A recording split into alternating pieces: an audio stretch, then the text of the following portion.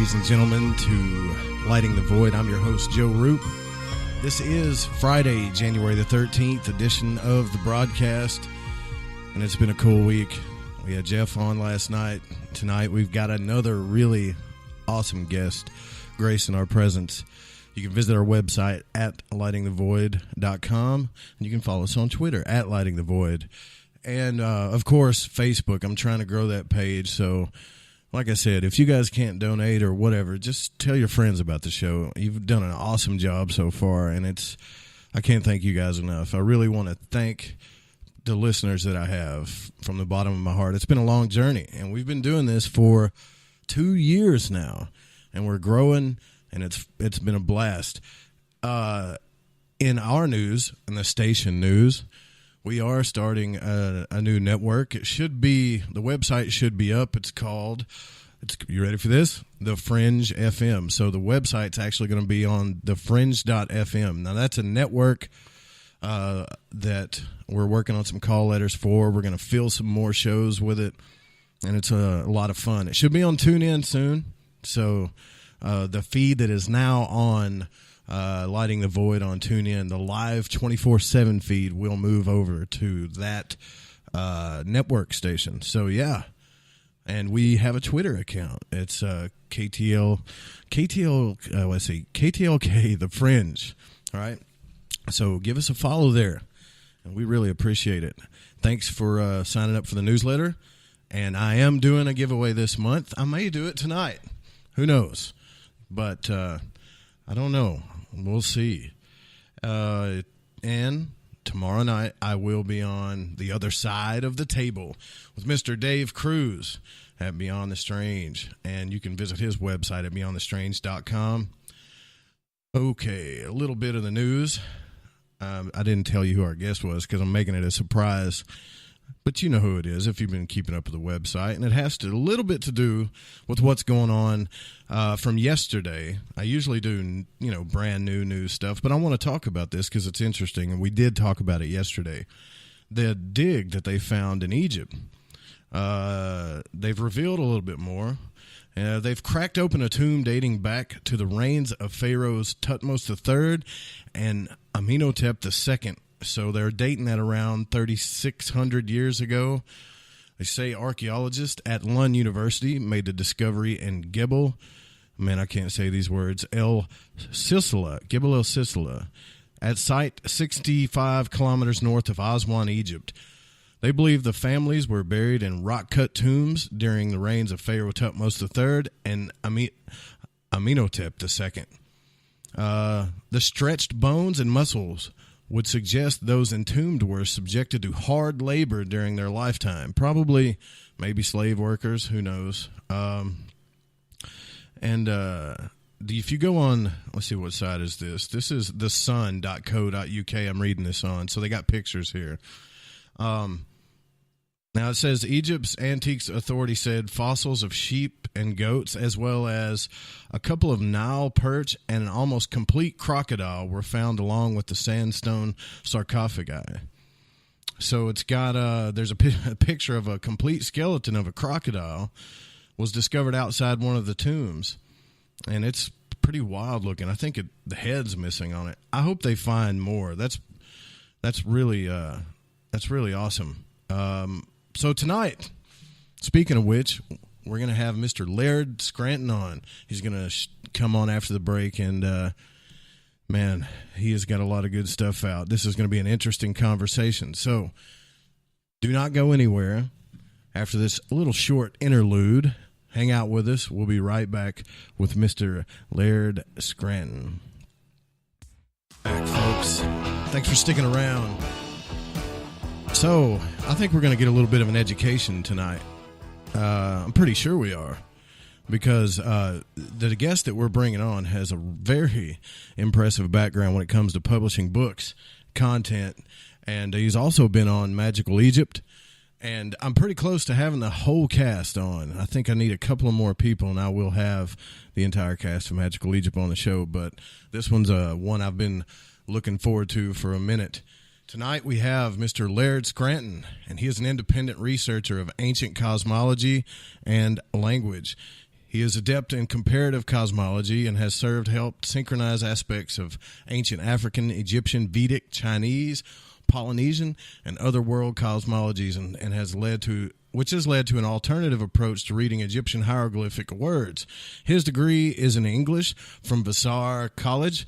He became interested in Dogon mythology and symbolism in the early 1990s. He has studied ancient myth, language, and cosmology since 1997, and he has been a lecturer at Colgate University. He also appears in John Anthony West's Magical Egypt DVD series, which we talked about. He lives in Albany, New York. His writings include books and articles published or taught by Colgate University, Temple University, and the University of Chicago. He is also, which is really cool to me because I'm a techie, an independent software designer, and you can check out his website at LairdScranton.com. That's LAIRD Scranton.com. And he's got a new book out, The Mystery of Skara Brae, Neolithic Scotland, and the Origins of Ancient Egypt. And Mr. Scranton, it is a real pleasure to have you on tonight. How are you doing? I'm doing well, Joe. Thank you very much for having me on. I really appreciate it. Man, great it's thing awesome to talk about these subjects on a cold night in the Northeast. Yeah, it was cold here, and then it got warm and cold, and now it's warm again. So I think that's why everybody's getting sick. I don't know. Yeah, the cold or flu, whatever it is, has really been putting people out of commission for a couple of weeks of the shot. Yeah, at least it's not the the Zika thing. They had everybody afraid of that, but hopefully we're over that now. Yeah, hopefully so. So how many books do you have, man? I'm on your Amazon page, and buddy, you have got some material here. Well, let's see. There's seven of my books, although actually 8 because the first one was self-published and later republished. The book called Hidden Meanings was eventually republished by Inner Traditions as The Science of the Dogon. Then there are a couple of books that I've been involved with that are not completely my books. Ed Nightingale, who's a friend of mine, wrote a book about the Giza Plateau, and I am listed as co-author on that.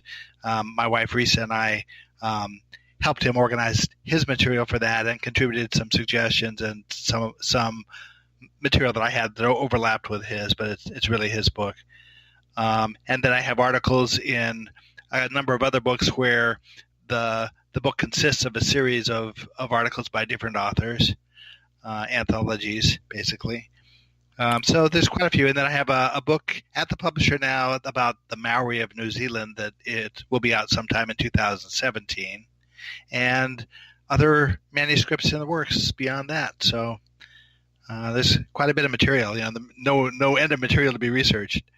Yeah, I'm really looking forward to getting started on some more of these books here, because I really, be honest with you, Laird, I didn't know you had this many books out, but this is it's kind of got me excited. I love stuff like this. It's pretty awesome.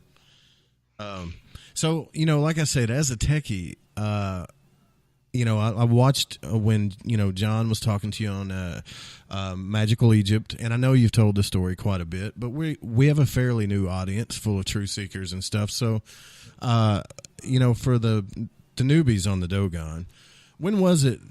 I mean, can you kind of explain to us how you noticed these symbolism and codes and how you started comparing that to the languages?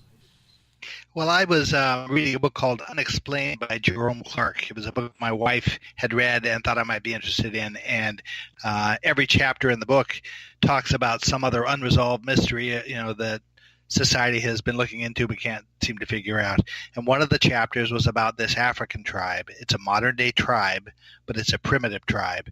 They live in a remote area of Mali, which is in the northwest hump of Africa. And they seem to know some things about astronomy that they shouldn't know without access to telescopes. And so that put me on to a book by Robert Temple that was published back in 1975 called The Sirius Mystery, which really focuses on this question of how did this African tribe know things about there's a bright star in the night sky called Sirius. And the Dogon understood that it's not just a single star, that there's a second dark small dwarf star that normally you can't see because of the glare of the bright sunlight star that it orbits with. Which is that's Sirius B, right? Yeah, scientists call the bright one, the sun-like one, Sirius A, and they call the little dark dwarf star Sirius B. Now, that the Dogon knew that there was the correct orbital period for the two stars, which is 50 years, and they had some other information about another body in that system that modern scientists have had intermittent success in trying to verify, whether it's really there and whether it's a planet or whether it's another star and things like that. But so there was this immediate mystery back in 1975 about how did this tribe know these things, and Robert Temple took the approach that, well, this is reflective of an alien contact, that the Dogon learned this information from aliens. Scientists back in the day, like Carl Sagan, sort of jumped on that. They came in and they said, well, clearly what happened here was that some modern visitor came and stayed with the Dogon for a period of time who knew the scientific facts about these stars, and the Dogon just incorporated that into their lore. And that seemed like a pretty reasonable answer for a while, until you dig a little bit deeper and you understand, first of all, that the Dogon information is given using ancient Egyptian words that went out of use by around 750 BC. So the first question is, how would you have some modern person giving information using those words? And the second problem is that if you go to ancient Egypt itself, there's a goddess in the Egyptian myth named Isis, who represents the star of Sirius. But in order to say that, you're sort of tacitly agreeing to play a game that I call you say goddess, I say star. So then when the myth goes on and tells you that Isis had a dark sister named Nephthys, the implication is that the Egyptians also knew that there was a second star there. So this looks like, for a number of reasons, it looks like it's ancient information, not new information. And so I thought, wow, here's a tribe that knows some things that are going to be very interesting to explore. It really doesn't matter where this leads. It's going to be interesting to pursue it. Right. And then you started seeing like codes and all this stuff, kind of like, I imagine as a programmer, you could see that stuff. You started seeing parallels and all the symbols and stuff? Well, there are, first of all, lots of people have wondered about the commonality of symbols around the world. Carl Jung is a famous guy who developed the concept of archetypes, that trying to explain why is it that cultures that are clear across the world from each other, who shouldn't have had any contact with each other, keep presenting things using the same theme, same symbols, same structural forms, and similar architecture, and similar modes of stone masonry, and lots of different commonalities. How could that be? Well, right. Carl Jung's conclusion was that there had to be some kind of a psychological connection. Either we're pre-wired to look at these things in a particular way, and so we just naturally develop these common forms, or else he even went a step further to suggest that there might be a collective unconscious where we're all able to draw from a body of material that relates to these subjects just naturally. There were a lot of reasons, a lot of people trying to explain how it happened. As a programmer, I know that there are. My job was to write custom software for businesses, and one of my concerns when I would sit down and write a program was, what about the poor programmer who comes along 5 years from now, who might actually be me? And tries to read this program and understand what it's doing and figure out what is it that makes this thing tick, trying to solve some subtle problem with it. How are they going to understand what I meant when I invented these symbols to write in this program? And so there are certain techniques that I used to make it easier on that guy, whoever it was that followed me. Like if, in math class, they teach you to say x plus y equals z. Right. Well, if you're writing a program that's supposed to perform a function, say it's supposed to print invoices, it's a lot easier if instead of using X, Y, Z type variables, you use variable names that have some meaning to them. Like you say that an amount times a rate equals a total. Right. And if you name the variables in particular ways, and if you're consistent about the way you name certain things, if you're consistent about how you do things, it makes it a lot easier for the next programmer to get into the mindset. If you set a pattern for how you write a program and try to follow that pattern consistently from program to program, then the next programmer really only has to learn one program. And after that, he can sort of guess where you're going with the next one. Well, I could see that techniques like that were being used in this system of symbols, that somebody had made choices about these symbols that professionally I recognized as being helpful to me in understanding what the symbols represented. And that said to me that I was looking at a design system. This wasn't random stuff. It had to have been designed. Yeah, and so that makes sense.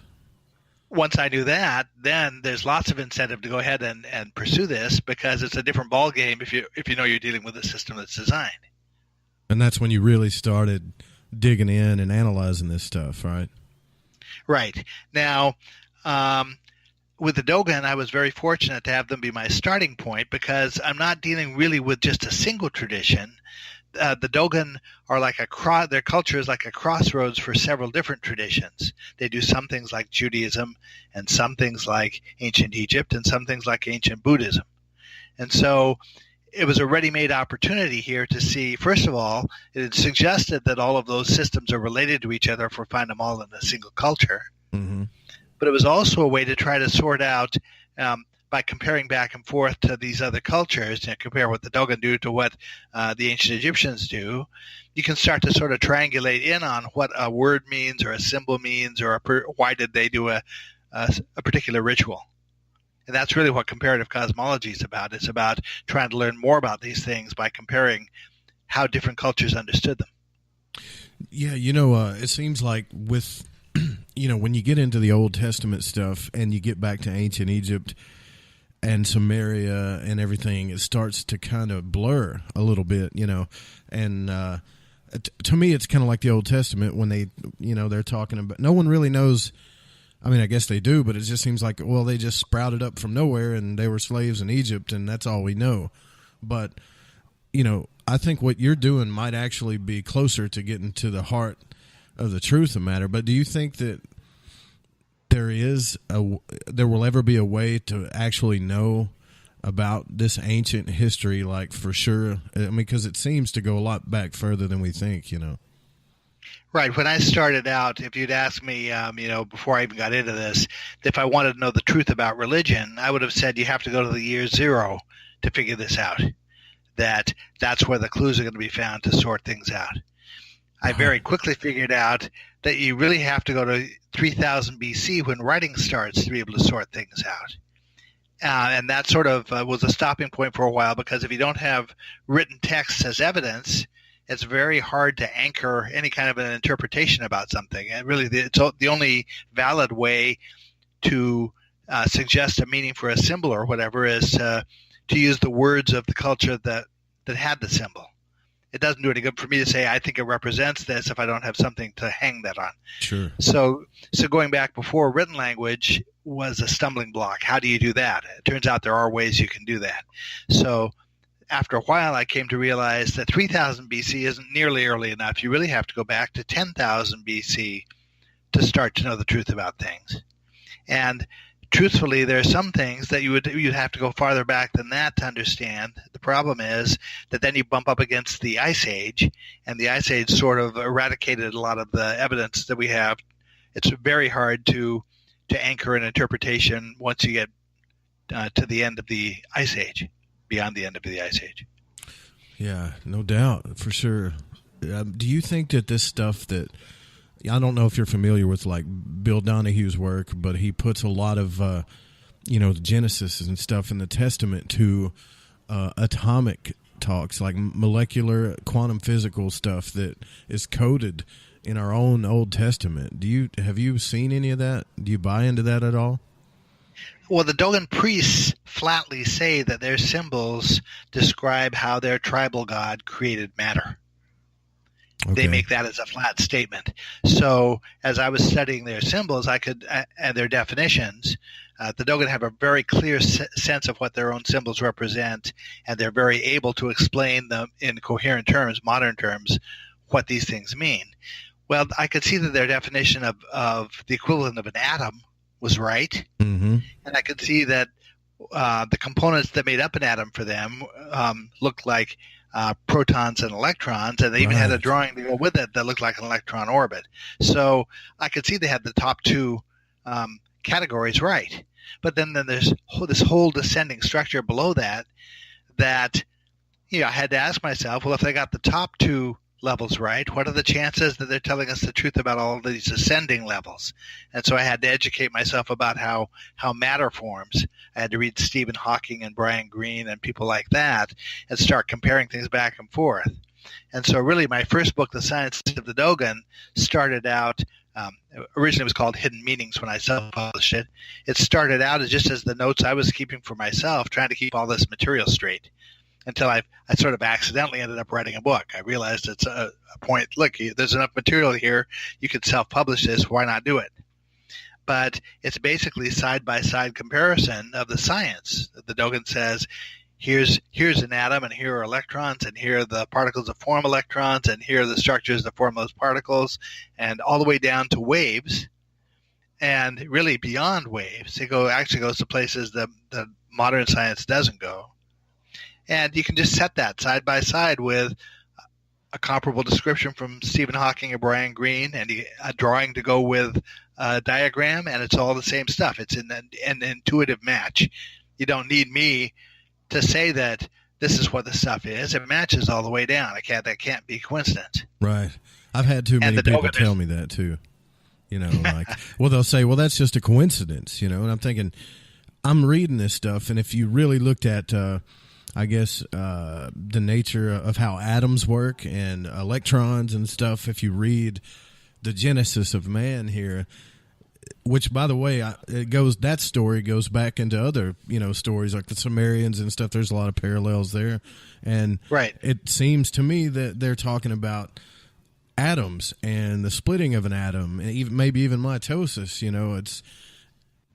that's a coincidence. Well, then that's a coincidence. Something. Well, how many coincidences can you have before it starts to become math? Right. Well, I was taught when I was a student that when a scientist is researching a subject and they bump up against what looks like the third coincidence, that it's time to start considering whether something's going on besides coincidence. Right. And so to have a structure like this, one of the very interesting parts of the Dogon system is their system for how matter forms is so detailed that you pass three coincidences, in the first few moments practically. There's this huge long structure. Now you were saying, you're reading about things that have to do with how humanity was created, or how it seemed to be biological reproduction.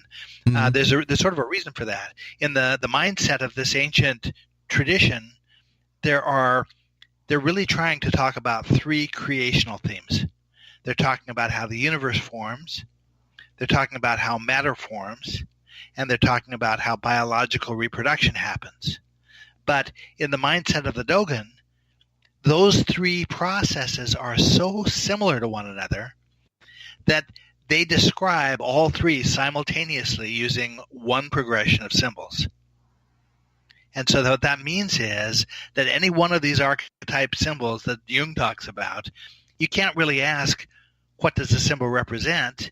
Because it can represent slightly different things depending on which of those themes you're talking about. Like there's a symbol that looks like a hemisphere, half a circle. And if we're talking about how matter forms, that hemisphere, if we're talking about biological reproduction, that hemisphere represents an expanded womb, the stomach of a mother with a baby inside of it. If we're talking about how matter forms, that same shape represents the expansion of mass as matter forms. Right. If you go down to the beginning of the process, biological reproduction starts with the formation of an egg. Well, in the ancient view, so did the formation of the universe started with the cosmogonic egg. And so there's parallelism here. It's like I was saying about the programmer writing one program, and then suddenly the guy who follows would be able to follow along pretty much any program if the pattern was the same. Well, that's the way this whole system is set up, with things that are presented as being equivalent to one another. And if you learn one of those things, then that gives you all sorts of new insights into the other one you don't know anything about. Right. Does this go all the way back? Did you trace this all the way back to like cuneiform, or does it go? Actually, yeah, cuneiform is not really the original form. The original form there was also a symbolic language closer to what the Egyptians use. One interesting thing is that the Dogon don't actually have a written language. They pass this all down orally.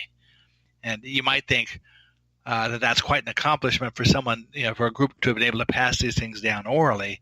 But I'm now of the opinion that the cultures that did the best job of preserving it were the ones that never developed writing. There's something about writing a thing down that sort of absolves the person who wrote it down from having to really know it and understand it.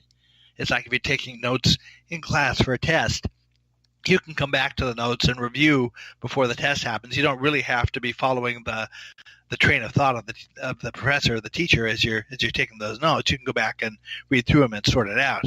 Well, it's sort of the same way here, that the cultures that never wrote it down, and it's sort of a very self-reinforcing system, along with the cosmology, which is the creation tradition symbolism. There's also a civilizing plan that was integrated with it. And so every time they'd teach a new civilizing process, like how to plow a field or how to weave a cloth, it was presented to replicate a process of creation when we're talking about how matter forms. Right. And so as you step out of your hut every day and do the things you normally did in your daily life, everything in your circle of life, your daily circle of life, was reinforcing these concepts you've been taught about the creation stuff. Kind of like the Hermetic axiom, as above, so below, right? I mean, all the laws in the universe, they work themselves all the way down to what we do in our daily lives in many ways. Right, and that, at least that's the way that it's presented in the tradition is that we'll find that that's true. The trick is, how do you synchronize those processes? Well, we can see that at the beginning, the cosmogonic egg relates to concepts that are presented like an egg. I mean, a biological egg is a correlate to a cosmogonic egg. But as you get down into later processes, it's hard to know now what are we going to link up with what. If we're talking about an atom, what's that really a correlate to? Is that a solar system? Is that a galaxy? What is it? Right. It looks like a solar system to me. I mean, yeah, it does to me too. And I think any scientist who ever studied it realizes that there's similarities there. So part of this process is the Dogon have it sorted out. It's sort of like I compare it to having the teacher's copy of the book in the fifth grade. I think is when I realized that the book we were learning from as fifth grade students, the teacher had the same book, but their copy had answers to all the questions in the back, written, printed in the back of the book, all the chapter questions and things.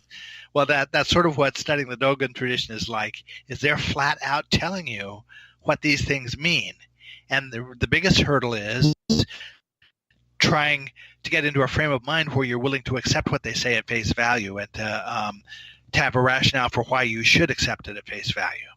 Because once you do that, as I said, it's a whole different ball game when you know it's a design tradition. Again, it's really a whole new different ball game when you understand that it's correct science and that they're not lying to us. It's not being presented as theory. It's being presented as fact, as if someone who was absolutely on top of this information had set it out in the most coherent way they could for us to try to get at.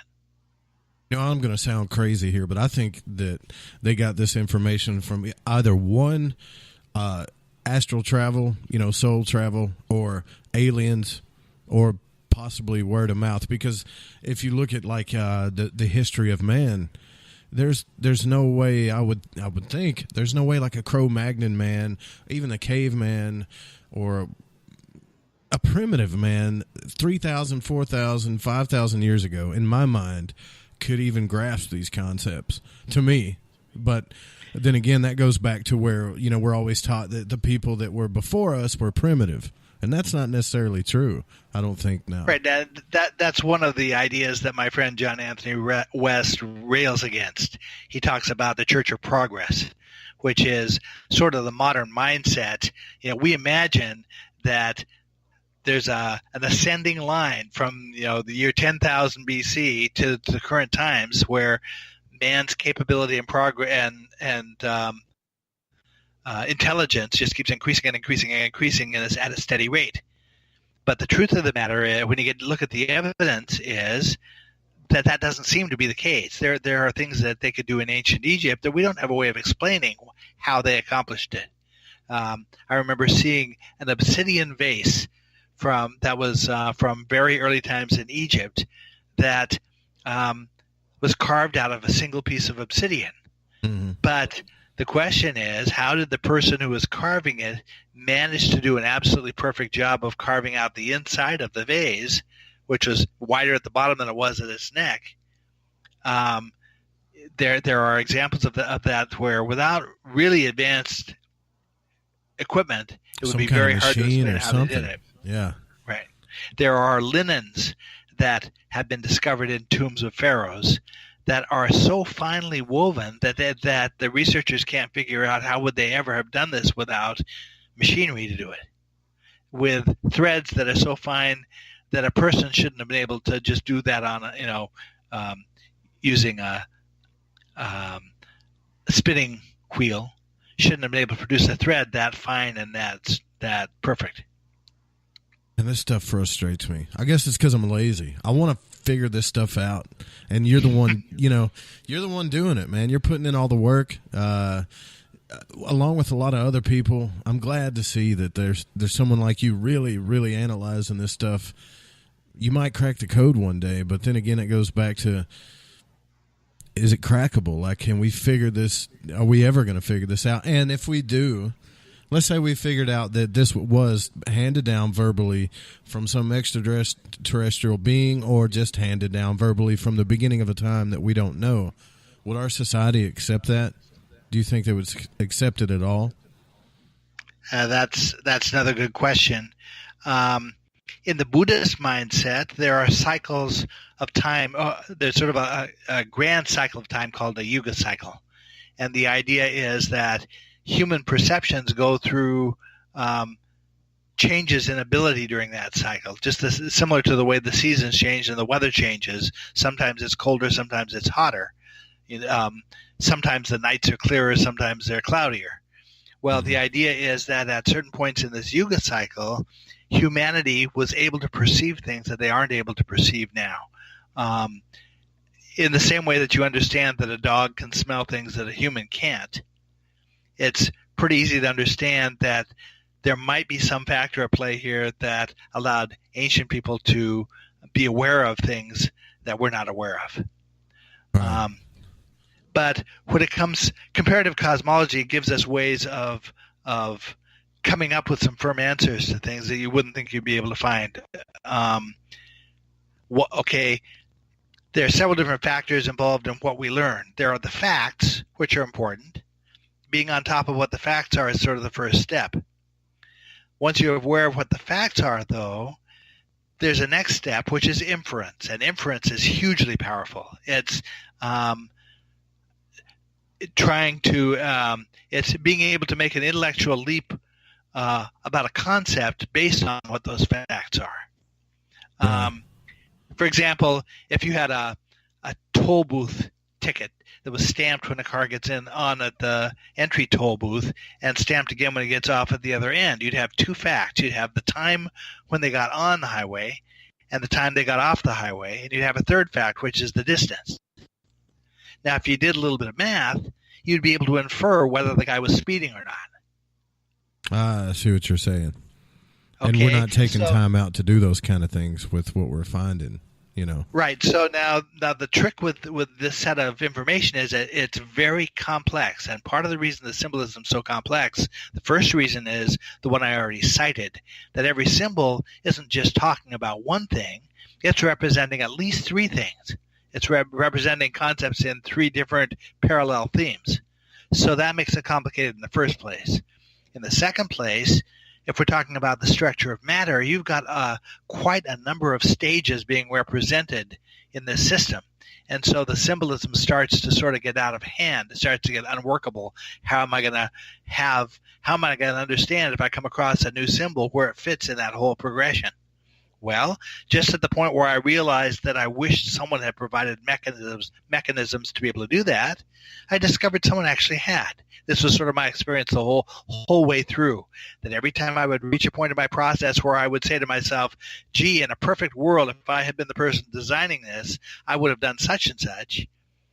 I go in and I take a more careful look at the material I've got, and I discover, guess what? Someone actually did do it.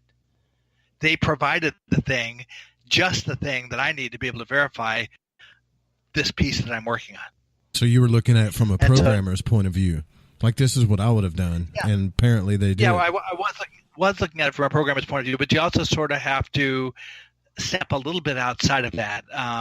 John West, again, a few years back, he emailed me, and he said, there's a term for the process you're going through, the exercise that you're doing in trying to understand this stuff. It comes out of Islam. It's called the Bridge of Sirah, S-I-R-A-H. And Schwaller includes a chapter in one of his books about it. It's basically the concept that when the truth is ultimately found, it will be found to lie on a razor's edge between two chasms. And one chasm represents science, and the other chasm represents superstition. Mm-hmm. In other words, when we get to the bottom truth of this stuff, it's going to be just outside of the comfort zone of both of those perspectives, either of those perspectives. If you're a scientist, you may have to step just outside of your comfort zone to get at it. Same thing if you're a person who's more spiritually oriented, you may have to step back a little bit toward science to get at it. I'm going to have to imprint that, Laird, because that's what this show, that's how, what you just said is how I came up with the title of the show, you know. There's a void right there. You know? That's great. There's a void right there. We need to shed some light on it, you know. I thank John for that email, because years before, when my daughter was about 3 years old, before she knew her complete alphabet, before she could read and write, she drew a little picture of me that actually looks like me. And at the top of it, she wrote a set of letters that she insisted was my name. She says, that says Laird. That's your name. That's your name. But what she had written was S-I-R-A-H. And I felt that the picture was significant enough that my wife and I framed it and saved it. And so when John wrote me years later and said, here's what it's called the Bridge of Sirah, I was able to scan and send him back a copy of that drawing. That's wild. Now, this process has played out for me throughout the entire series of books, that references keep turning up that pertain to me. When I wrote my first book, I had an invitation from someone who said they were a friend of John's to come down to New York City and meet him in a cafe to talk about the book. Mm-hmm. And I've learned over time, and actually knew by then, that when someone presents an invitation like that if possible, I try to accept it. Or if they ask a question, if possible, I try to research it, because very often it turns into things that are important to me. So I went to New York to meet with this guy, and at the last minute, he asked if I minded if he brought a friend with him. I said, no, I didn't mind. That was fine with me. So we get to the cafe, my wife and I, and actually our son was with us. Our son Isaac was with us. He was living in New York at the time. And the meeting wasn't with the guy. It was with his quote-unquote friend. And she wasn't his friend. She was his spiritual advisor. Huh. Okay. And so for the next hour and a half, the conversation was basically between her and me, and it consisted of her asking me questions about myself and my life and my relationships with people, and I would answer her, and then she would demonstrate to me how my answer relates to the things that I've been studying. Like she'd say, describe your marriage. Mm-hmm. And I answered, I've always considered, I looked at my marriage with my wife as the large overlap of two circles, and held up my fingers in two circles and created the overlap. And she said, that's a symbol. Do you know what that is? That's the Vesica Pisces. She says, that's important to your studies. Did you realize that? And I hadn't really thought about that. So we finally get through this hour and a half interview where she's asking these questions, I'm giving answers, and she's revealing to me how these things connect to me. And the last question she asked me was, who did I think was responsible for the set of symbols that I was researching. And I told her that I didn't know who, but I knew enough to understand that what would eventually tell me who. And she said, "Did you just say what will tell me who?" And I said, "Yes." And she said, "We're done." And she got up and said her goodbyes and walked out. And I didn't see her again. Years later, I saw her another time. But that was the end of that meeting. So my wife and I get on the train and go back up to Albany. And we arrived to an email in Albany from a woman in Australia who I only knew through email contacts. She claims to be psychic. And she said that all of her psychic friends were in a big uproar because they knew about the meeting that had happened in New York City. And they were upset because I had been granted permission to study things they wanted to study. What? That's weird. That's what I said. I said, what? Permission from who, though? Good question.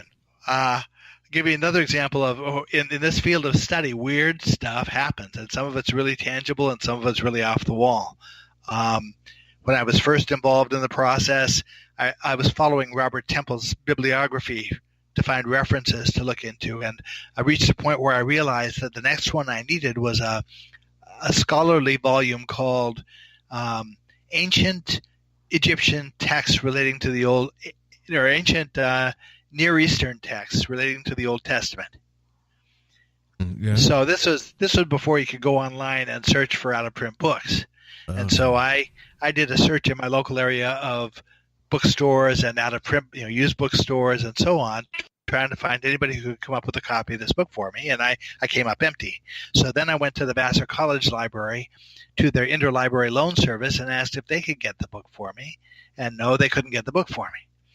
So finally I came back to my wife and I said, that book I've been looking for, looks like I'm not going to be able to get a copy of it. And I resigned myself to the fact that was going to be the case. Well, a couple of days later, a box turns up on our back doorstep. My wife had an aging cousin who was living in a little apartment in Queens, New York, and every so often he would decide he needed more space, and he would divest himself of a bunch of random crap out of his apartment in a box and mail it off to some relative, unannounced. So in this box of random junk he had sent us, including hot mitts and all sorts of. That book didn't show up in that box, did it? Absolutely, there was my book. And he had no idea I was looking for it or had an interest in the subject. He couldn't even remember having owned the book when we asked him about it.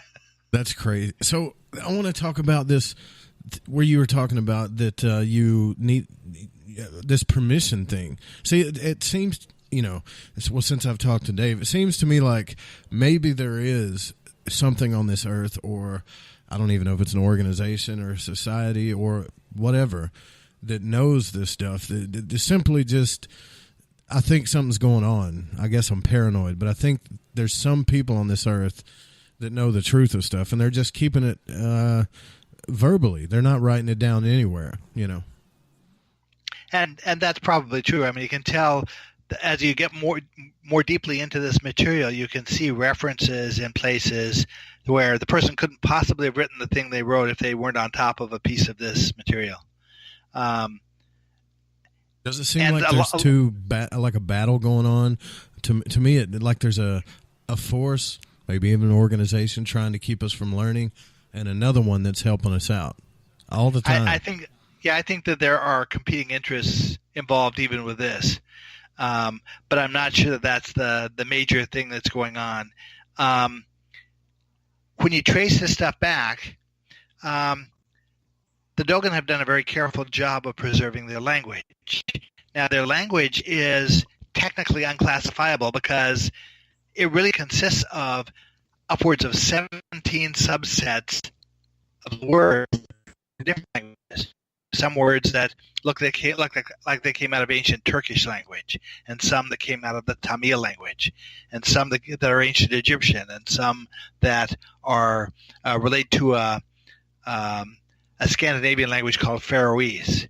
And there are all these different subgroups of languages that the Dogon are very careful to keep discrete from each other. They try very hard not to let words change. They're not playing telephone with these words. I'm going to, it doesn't turn into Ima with them.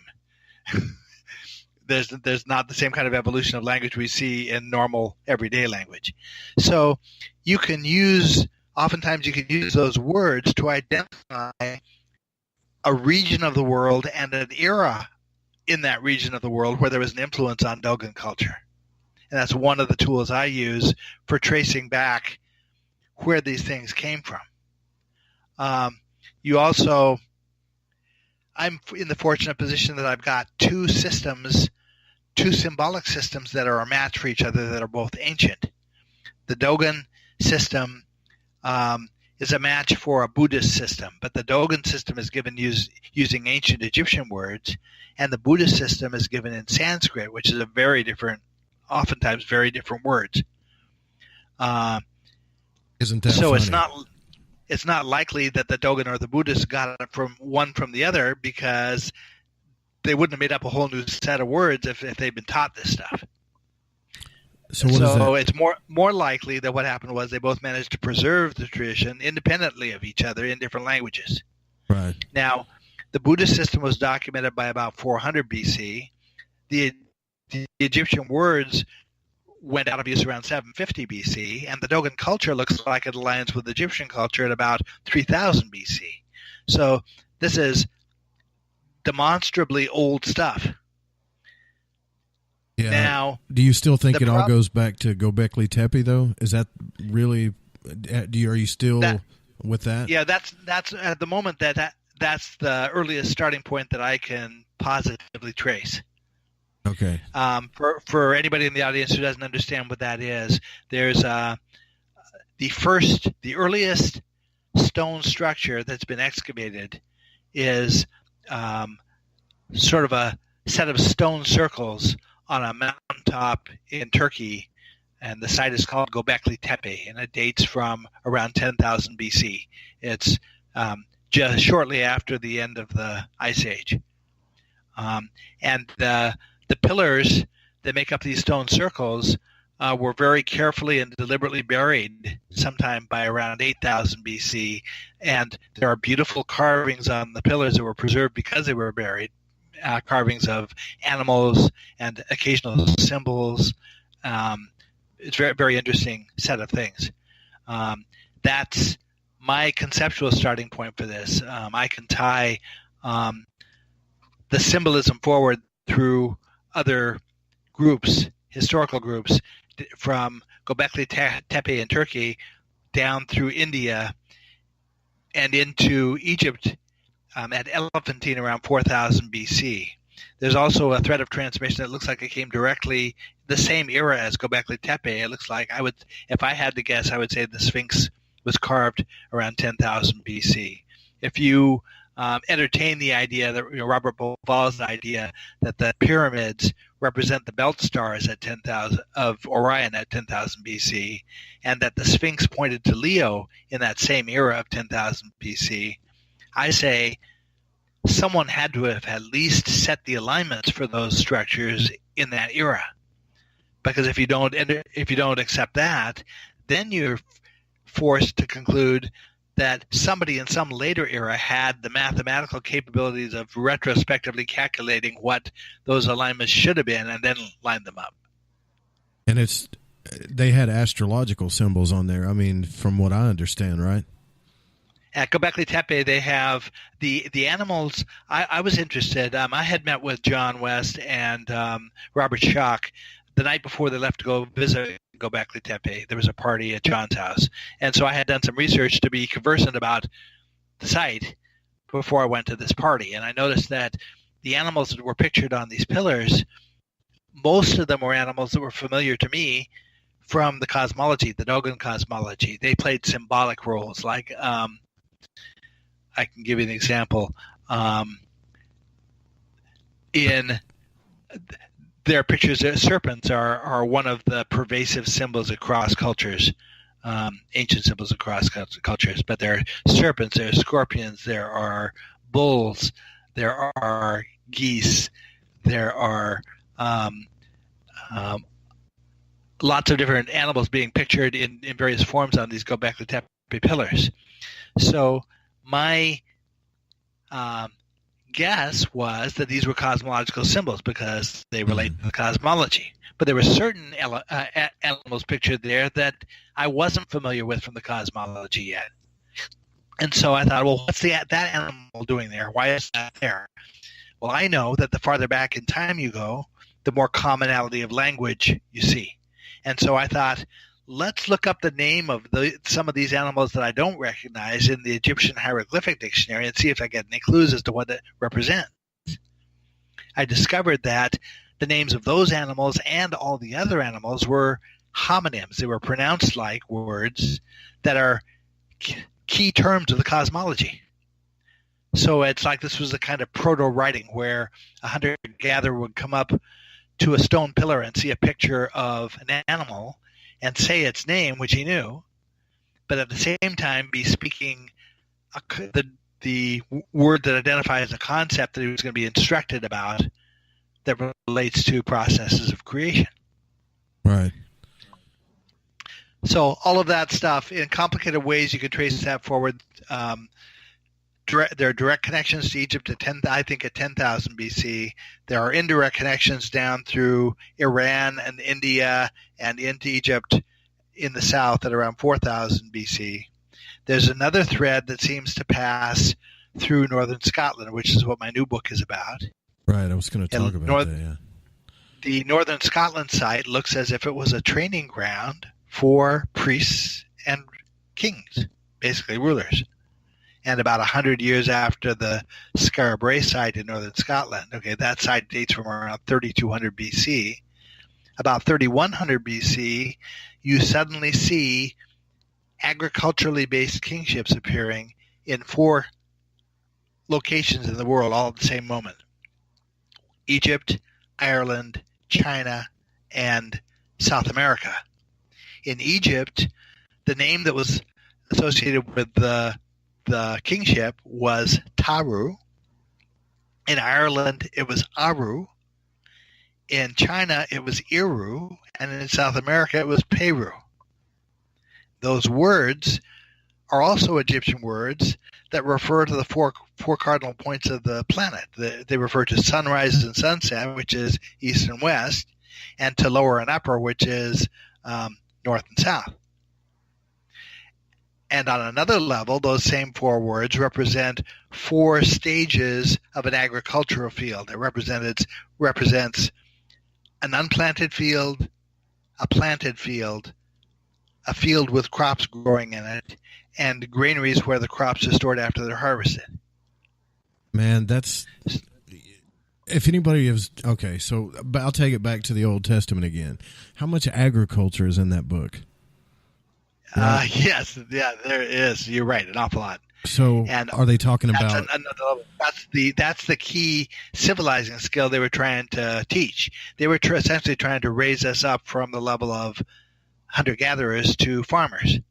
And so, all the stuff that you see connected with sacred geometry and all of the concept of a cubit and the concept of a mandala and all of these things that are associated with sort of the civilization, not the creation plan so much, are all prerequisites for agriculture. The things that we need, even a pyramid. In Dogon culture, they have a shrine that has 4 sides like a pyramid that's roughly pyramidal in shape. And the 4 faces represent, they symbolize 4 star groups whose risings and settings controlled the agricultural cycle. They regulated it. They knew that when this constellation rose, that it was time to plant. And when that star set, it was time to harvest. Anybody having any bells ringing in their ears from Genesis to Revelation? Because I am. I'm starting to... there's just so much, this agriculture thing that you're talking about, this garden, I believe, and I could be wrong, but I believe that the garden is us. I think we're the plants that they're trying to... I mean... It's just, it's everywhere, they have to be talking about that. But I was going to ask you about...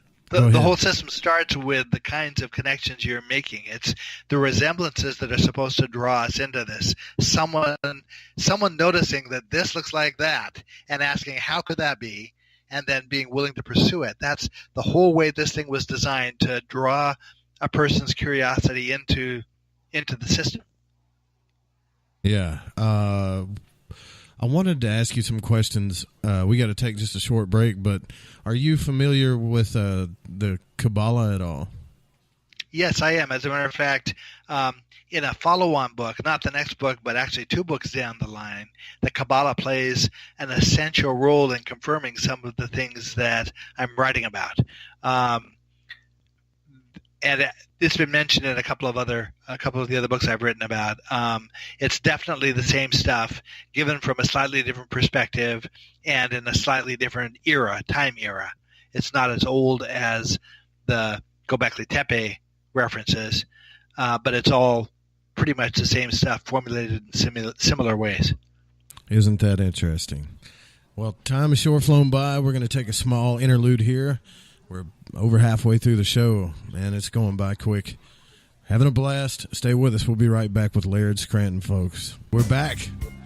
And, I really wanted to ask you a question about, because when you hear a guy that's so technical like you are, about your spirituality, and it seems, that's why I asked you about the Kabbalah, because I don't want to throw the Jews out, because when you study the Kabbalah, you see this in a lot of stuff, and maybe it's the I don't know, the missing link to the puzzle. What do you think about it? I wouldn't call Kabbalah the missing link to the puzzle. It's another piece to the puzzle. The situation, as I see it, is imagine that you had a dozen different cultures all starting out with the same new puzzle they bought from the store, like a jigsaw puzzle. Mm-hmm. And over time, most of them weren't very careful with the pieces of the puzzle. And so after years and years, all they have left, they've lost certain pieces. Some people no longer have the corner pieces, or they're pieces missing from each group. Or maybe a better example is having remnants of a Model T Ford. Somebody's got a steering wheel, and somebody's got a brake pad, and somebody's got a canopy. There are remnants of this original system in all these cultures, and trying to pull them back together, there are tricks to be used to do it. The situation is compared to Shakespeare. When he wrote his plays, there weren't any copyright laws back then. And so what happened was that every publisher and his brother, when he heard Shakespeare was putting on a new play, would send some guy down to the theater to scribble down the lines the actors were saying as the performance was happening, to try to be the first one on the street with a published version of the play, because that meant they could make money. But so you ended up with all these variant versions of Shakespeare's plays where the guy misheard a line or scribbled a word in a way that they couldn't read it afterwards, and there are misspellings and misrepresentations of phrases, just things they got wrong. And so when the scholars wanted to come up with definitive versions of Shakespeare's plays, they took all of these variant versions and compared them one to the other, and then sort of by consensus worked out what the line must have been anytime there's a question. Okay, and then from there they produce a definitive statement of here's Shakespeare's play the way we think it originally was. Well, that's sort of the process I'm going through with these cosmologies. And Kabbalism has one of those variant versions of this where certain words have survived in certain forms, certain practices have survived in certain forms. Everybody has pieces of this and different perspectives on what it meant. As I'm studying a culture, I actually end up with more loose ends than I do with material I can use. And so there'll be a piece that I realize I have no idea how this fits. I know it looks like it's important. In Dogon culture, they talk about a mulberry tree, and I think, well, what are they talking about? There was a reference here that was once important, but they're not telling me enough about it to know what it means. It wasn't until I got to study ancient China that I realized that that's an important piece. The Chinese preserved the myths that tell us what that's about. The Dogon have a method of agriculture that only partially survived in China. In China, they think it's a theoretical plan for agriculture, but for the Dogon, it's how agriculture was actually implemented. It's the same plan. And so by going back and forth. It was a long time before I realized I could use dictionaries that way, that because these words are so old, there's besides the commonality of language, commonality increases as you go back in time for language. There's also a function that linguists call ultra-conserved words. It's the tendency of important words to stay in a culture for very long periods of time. And so I can actually go to a modern Turkish dictionary. I discovered that I was looking at the name Gobekli Tepe. I wanted to know what the words might mean. One of the traditional translations of the word is Potbelly Hill, but some people would say it means hill with a navel, or there are a number of other translations. Well, the word Gobekli, the word Tepe, has in the modern Turkish dictionary maybe 25 different meanings assigned to it. If I go to an ancient Egyptian dictionary, I can find at least a dozen of those meanings pronounced similarly or the same way, same meaning for the same word. And so that's correlation. That's enough common meanings associated with a phonetic value to positively say, look, this is the same word. And so that's kind of comparisons I use. Kabbalism I use in that way, that the references are there for me are mostly help clarify and support references that I get from other cultures. A lot of the Dogon words that I correlate to ancient Egyptian words are also Hebrew words. The name of the Dogon god, the creator god, even though when you get down to the bottom of it, the Dogon tradition is not really a theistic culture. It's non-theistic. But the mythical character who's credited with initiating the acts of creation is called Amma. Now, Amma has all sorts of attributes that align him with Amen in Egypt, besides the name. In the languages of northern African tribes, Amma and Amen are considered to be interchangeable. But the word these words carry multiple meanings besides that are helpful. Amma is the name of a hidden god, but it also can mean to grasp or to hold firm or to establish. Now you go to Egypt, and Amen is the name of their hidden god, and it also means to grasp or to hold firm. So I was reading an article a few years back about the Hebrew language. The author was saying that the Hebrew word Amen that falls at the end of a prayer can't possibly be related to the Egyptian word Amen, which is the name of the Egyptian god, because the Hebrew word comes from a root that means to establish. And I thought, if you have a cosmological overview here, you realize the guy just shot himself in the foot. He shot his own argument in the foot, because to establish absolutely connects it as a root to the Egyptian and to the Dogon. It's the same word. So it's that kind of connection back and forth that is of value.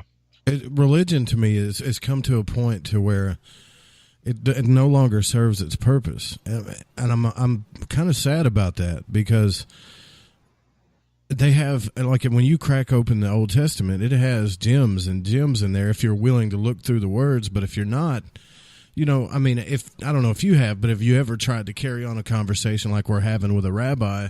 It's kind of hard, to be honest with you. They're not subject to anything but what they believe, and that's it. And then it's that way with all other religions. So do you think religion serves a purpose anymore to us, other than just a text for source material?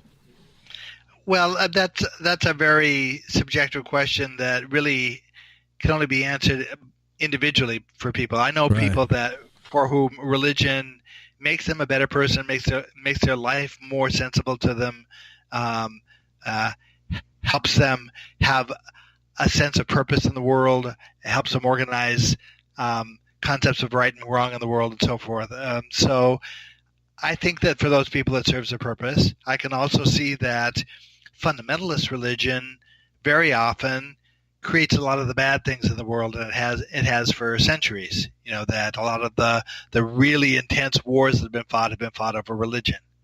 So it's a personal question. Yeah, it's just frustrating to me, is all. Well, when you get down to the bottom of these traditions that I'm pursuing, this is much earlier and has a different outlook than some of the later religions. I'll give you an example where Christianity sees an opposition between good and evil.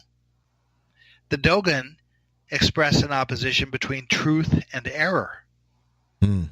It's a very non-judgmental, non-value-weighted statement. This is either a truthful statement or it's an error. It's a mistake.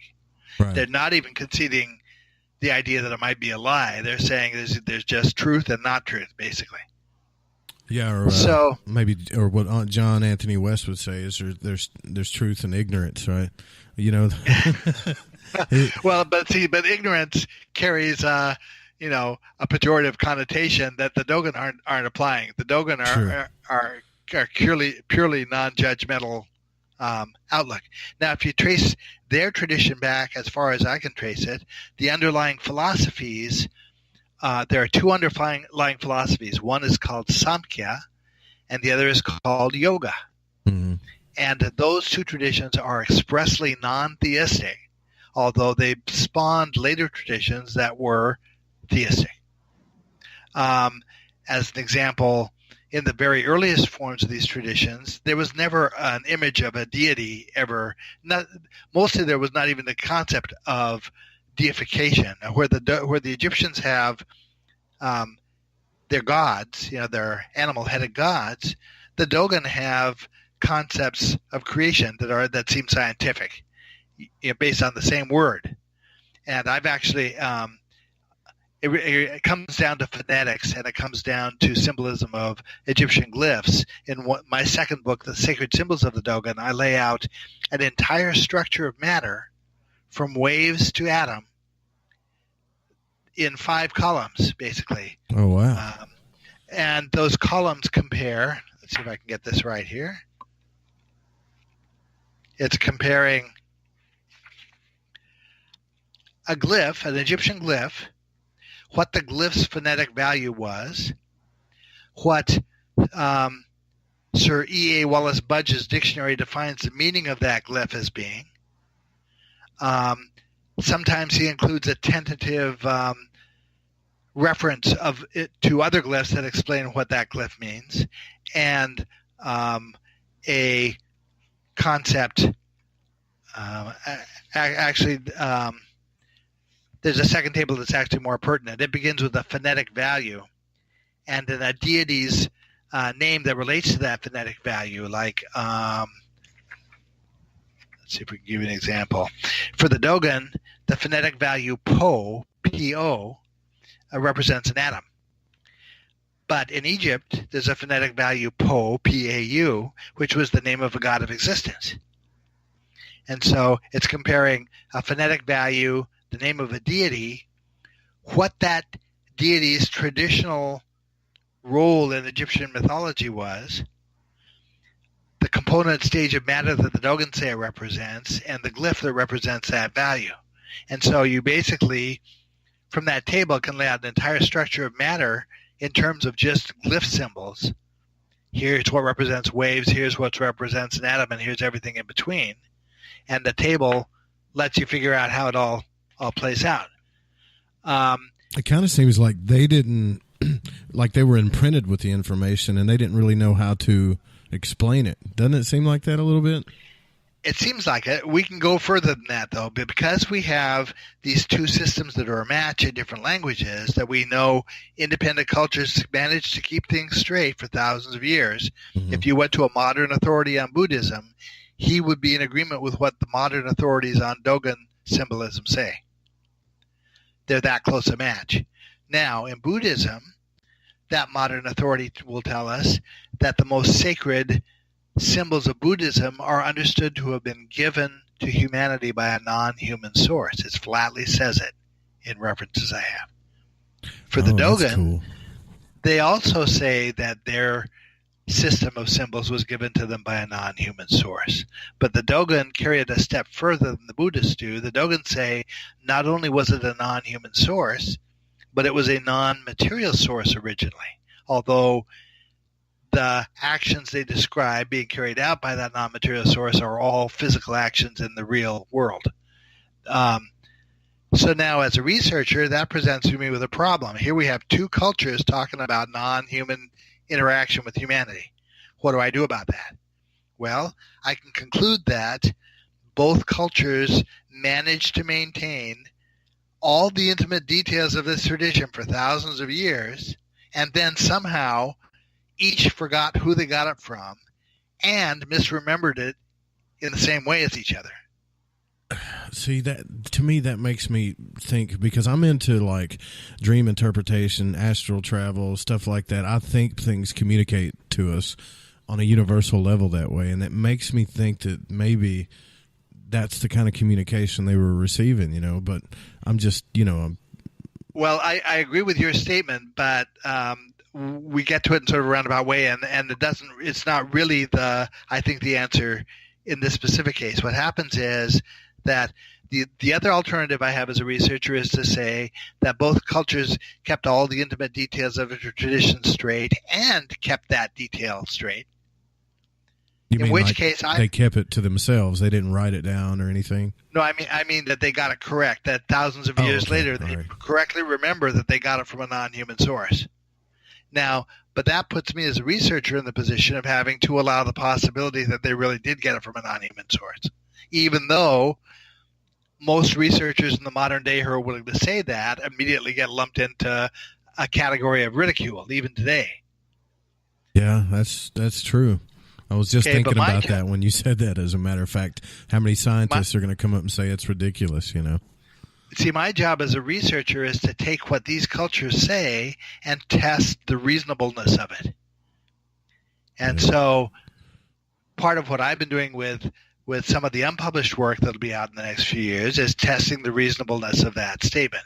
Mm-hmm. Now, getting back to your idea of there being communication going on, in the Samkhya philosophy, and this is also essentially the Dogon philosophy, universes form in pairs, just as there are theories that say that every embryo has the potential to be a twin. Right. According to the Dogon and according to the Samkhya philosophy that underlies the traditions in India, universes form in pairs, one of them material, like ours, and one of them non-material. Now, the non-material realm is said to have perfect knowledge, but an inability to act. And the material realm has imperfect knowledge and full ability to act. And that sets up a dynamic where essentially what's going on is a kind of game of charades, where the non-material side, in an attempt to initiate a particular action, since it can't act for itself, it can only act through an intermediary, needs to induce an action on the material side to get anything accomplished. But is so poorly connected to us in terms of our being able to perceive that they're there, that all that they can really give us are little hints. And according to Samkhya, those hints come in the form of vivid dreams, what look like coincidences in daily life, the unusual behavior of animals, divination, clairvoyance, things like that. That is fascinating. That's really cool. Okay, now but what's required then is for somebody, say in my position, who's writing books and suddenly noticing that odd things are happening. What do I do about that book that turned up at my back doorstep? You read it. Yeah. How do I interpret that happening? Where do I place that in my intellectual philosophy? How do I reconcile that to myself, that there's no way this book should be in that box just when I need it, and yet it is. Well, you can say it's pure coincidence. No, but you can say it's pure coincidence, and somebody could argue that's just a great coincidence. But these things happen all the time. I'll give you another example.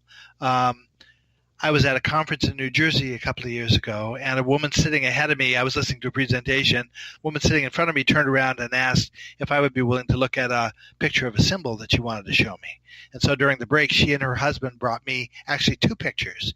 There were two pictures of the same symbol that had shown up One had shown up on the window of their house. The other had shown up on the windshield of their car. The same symbol. And they were only afraid that this was a bad omen, and they wanted someone to reassure them that it wasn't. Well, I recognized the symbol as being a Dogon symbol, but I didn't really have a clear sense of what it represented. So I took the photographs back with me, did some research, and realized that the project that I was currently working on and researching from a particular point of view, that there was a whole other aspect to it in the Dogon culture that I wasn't aware of, that you get to with that symbol as a starting point.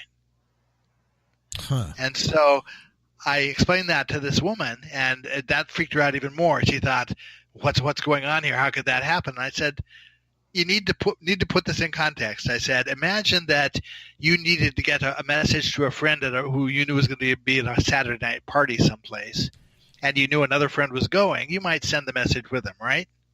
I said, that's really all that's happened here is someone sent with you information that I needed.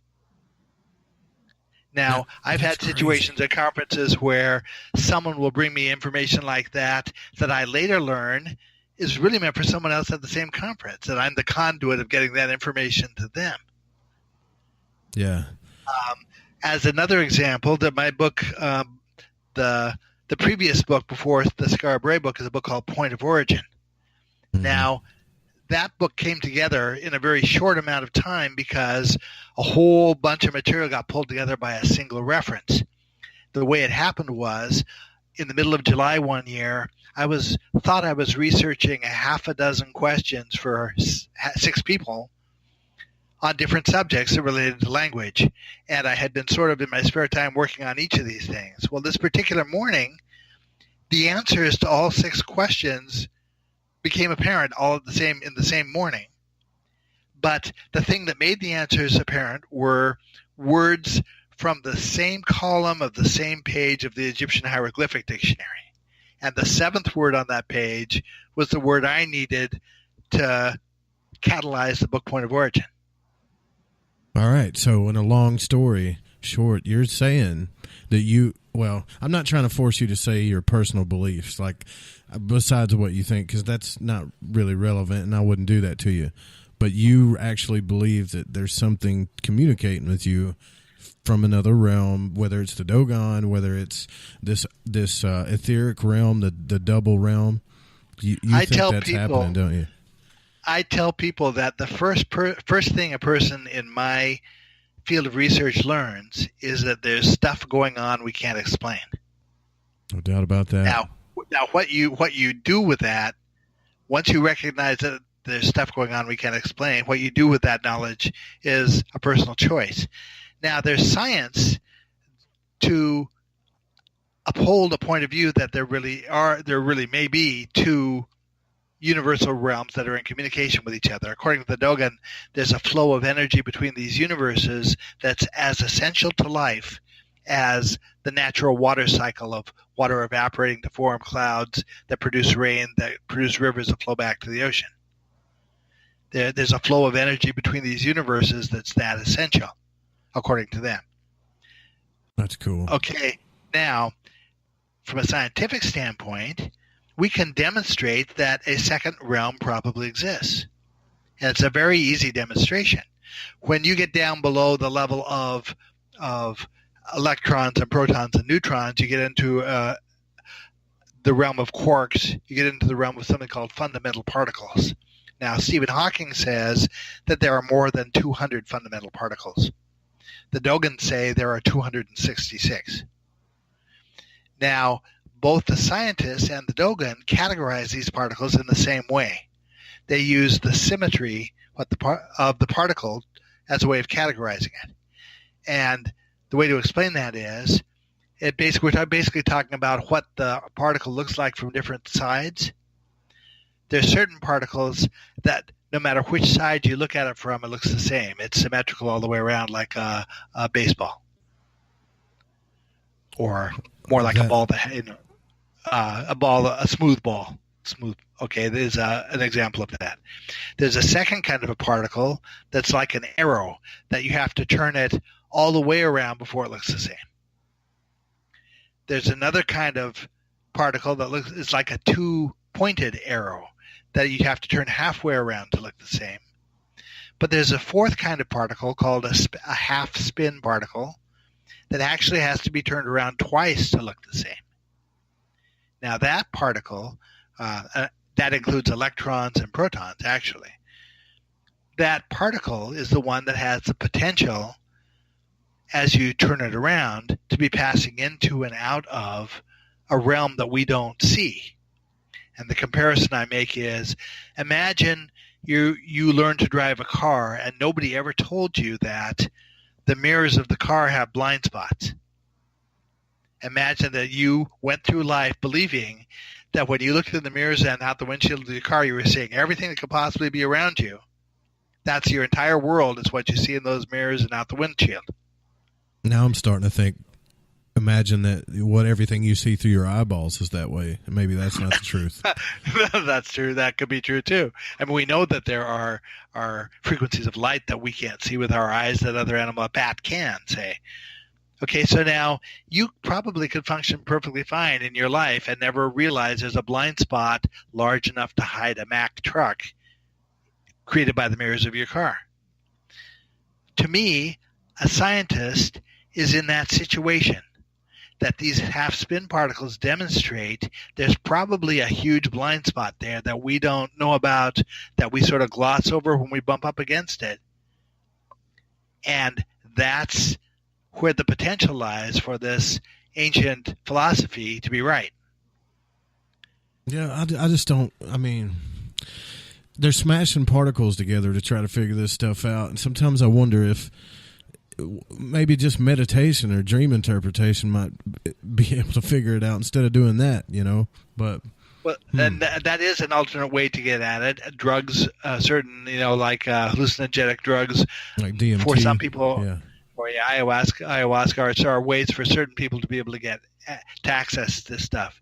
Kabbalism, actually, one of my Kabbalist references lists various categories of mystics, basically categories of spirituality and how this kind of a person is able to access it. Like Edgar Cayce had to go into a trance to access it.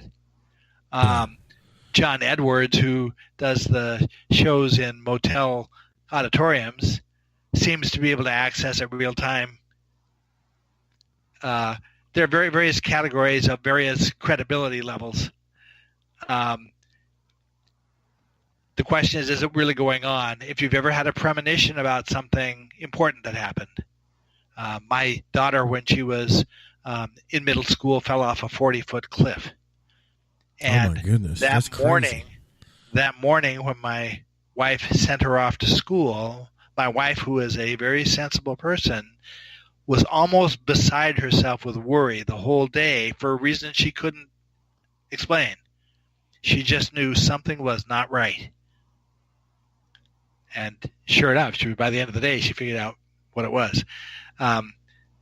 That's the sort of thing that goes on. People in my wife's family, especially the women in my wife's family, have always had connections that I, as a younger person coming out of college, would not have believed were probably valid. They were, you know, I wouldn't have accepted them as being realistic. Yeah, it looks like somebody had precognition of something that they shouldn't have had, but I wasn't sure that was a real thing. Right, or deja vu. Yeah, that's. Yeah. In those days, things would happen for her or for members of her family that I was the one saying, "Oh, I don't think so." Very quickly, right. When I started studying these books, studying these fields of study, things started happening to me that my wife was the one saying, "Oh, I don't think so." Right. So you turned out to be the skeptic, and then it kind of switched, didn't it?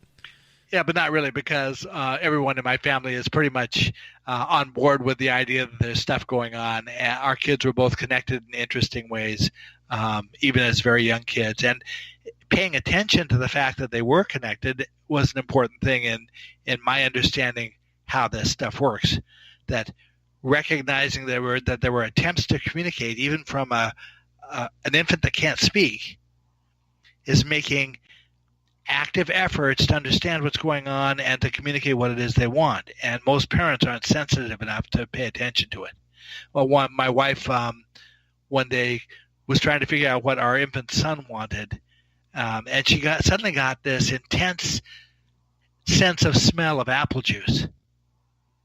And sure enough, when she got him apple juice, that's what finally quieted him down. It's that kind of thing. So the question is, as a person going through your daily life and these little nagging things happen that look like they might be something, do you pay attention to them or do you dismiss them? And the people who dismiss them basically train themselves to stop noticing them.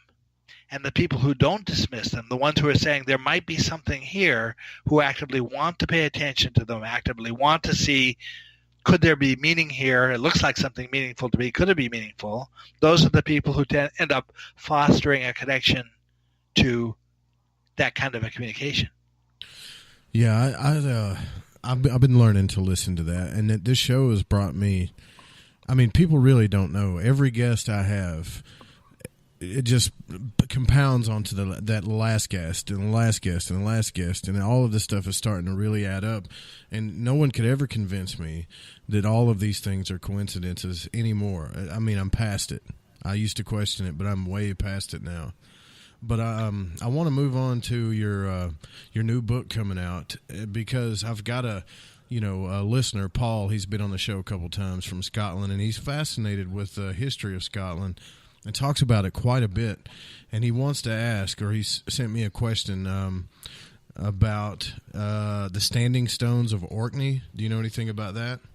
Sure, or standing stones absolutely. of Orkney Islands?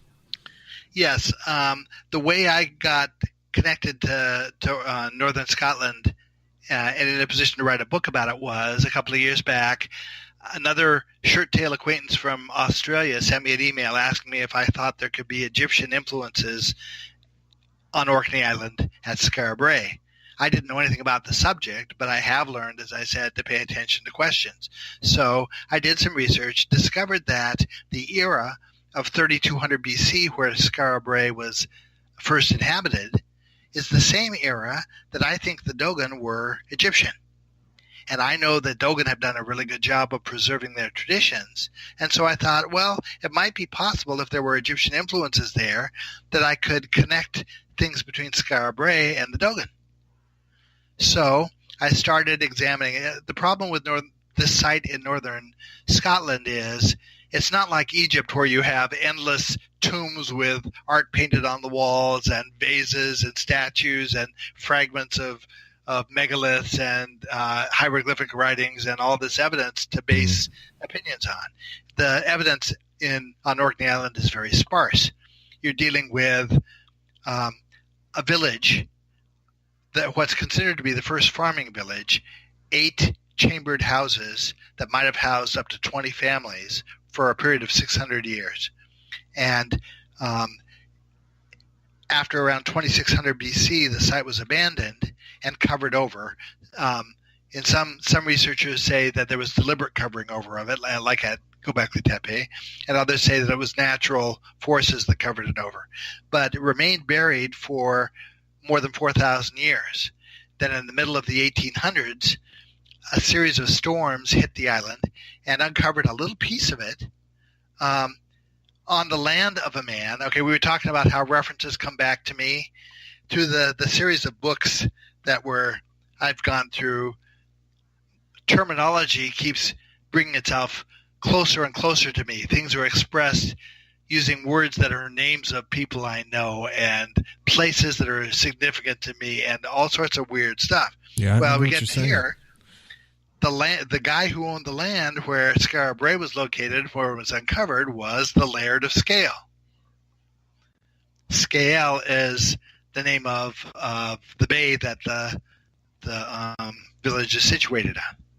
So now this book brings us around to my actual name. I thought that's really interesting. So the connection, the first significant connection I managed to make was that all of the original houses at Skara were built to a particular plan. And it was an odd plan. It was a unique plan, according to the researchers in northern Scotland. At one end, it had a round room they described as looking like a beehive cell. And there was a square or rectangular central room connected to a rectangular entryway at the bottom. There were two long rectangular rooms on the side and a square center room and an entryway at the bottom. Well, I did some research with the Dogon and discovered that's the same plan they use when they build stone houses. But the Dogon live in the desert, so most often they don't build stone houses. Mostly they build them out of mud. But when they build a stone house, that's the plan they use. And not only that, the plan has symbolism to it. It represents something. It represents the body of a sleeping woman or a sleeping goddess, which is a foundational concept in the symbolic traditions I'm studying. The round room is her head. The side rooms are her arms. The central room is her body cavity. In the center of the main room is a square hearth, which represents a heart. The entryway at the bottom represents her sexual parts. Okay, so now that I've made linkage through architecture between Skara and the Dogon, now it's fair game for me to consider things in northern Scotland in terms of Dogon language and Dogon cosmology, because the language and other evidence we have in northern Scotland didn't really connect positively to things in Scandinavia or anything regionally. So you have all these place names on the island that they don't know why the thing is named what it's named. Even the word Scot of Scotland, they don't have absolute etymology for it. They aren't certain where the word came from. Yeah, Paul says Skada was named after a Hebrew Egyptian princess named Skada.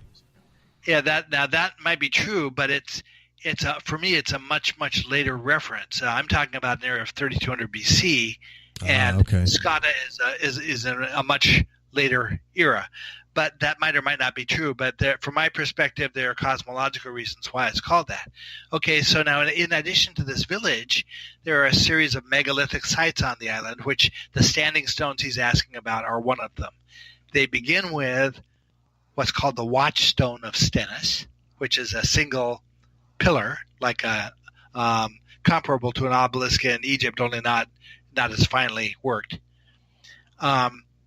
There are rumors that there was a second pillar that went along with it. Then there's a series of stones that were a stone circle called the Standing Stones of Stennis. Mm-hmm. Then there's a burial chamber, a burial mound called Maes Howe. And these sites were connected in ancient times and Neolithic times by a road that led to the Skara village. And it was laid out in sort of a spiral around the waterways that are there to the village. Now, I know from my study of cosmology that this is a sequence of shapes that is cosmological. It's also geometric. The standing stone is a point. The second standing stone creates the concept of a line. A circle is the next figure that forms. A stone circle, like the one he's asking about, is traditionally used for timekeeping. In laying out the geometry of that stone circle, you create what is essentially a sundial, which allows you to track the hours of a day. But by plotting the shadows of the central stone or stick that's used to create that sundial, if you track the two longest shadows of the day, mark them morning and night at the points where they cross the circle that's drawn around that central gnomon, you automatically create an east-west aligned line. And if you were to follow that line, if you were to mark that out every day, every morning and every evening, and watch how that line moves, it gives visibility to the tracking of the seasons. You now have the ability to essentially have a calendar, which is one of the things you need for agriculture. So the stone circle accomplishes that. Now, cosmologically, the next thing that happens is we're adding dimensionality here. A point is basically one-dimensional. A line is two-dimensional. A circle is still two-dimensional, but when it becomes a mound, it's now three-dimensional, and the Maze Howe burial chamber is the mound. As matter forms, those are the shapes that are associated with stages of matter that culminate in the first finished structure of matter, which scientists, string theorists, refer to as the Calabi-Yau space. It's a cluster of collapsed bubbles or dimensions that supposedly exist at every point in space and time. That's what the Skara Brae village represents. 8 dimensions in 7 or 8 dimensions, depending on how you represent it in string theory, and 8 chambers in the Skara Brae village. So, knowing that this was cosmological, I then used comparisons of language between Dogon words, ancient Egyptian words, and there's an ancient language in northern Scotland called Faroese that you can now triangulate in those languages to show why each of these sites was named what it was named. For example, Sten-S, where the stone circle was, there's an Egyptian root sten that means to distinguish between winter and summer. In other words, it's talking about a calendar function, which is exactly what a stone circle does. The concept of a ness in Scotland, a ness is essentially represents the idea of a nose, and we're talking about the point of land that sticks out into the water. From an Egyptian perspective, the ness refers to a tongue. It's referring to the tongue of water that surrounds the point of land. So from both perspectives, you can get justification for why a nest was called what it was called. But all the way along here, you have now connections that you can make linguistically to say, aha, I now have a template. It's no longer a mystery why these things were called what they were called. It's no longer a mystery why these megalithic sites are the shapes they are in the progression they are. Here's why, and the Dogon cosmology explains it. And that's one section of the book. Now, if you carry that the next step further, as matter forms, it doesn't stop at this bundle of dimensions. There are other stages that go beyond that. And at the next stage just beyond that, the Dogon represented symbolically with an agricultural field, which is the thing that we believe was being conducted at Skara Brae was agriculture. So presumably next to that village there was an agricultural field. Now, the way the Dogon represent the next stage involves the formation of particles against what scientists call the background field.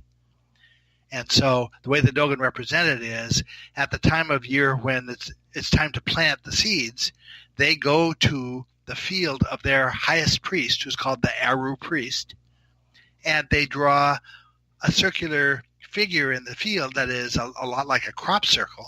I was going to ask you about that. Zigzag lines in it that represent the vibrations of matter.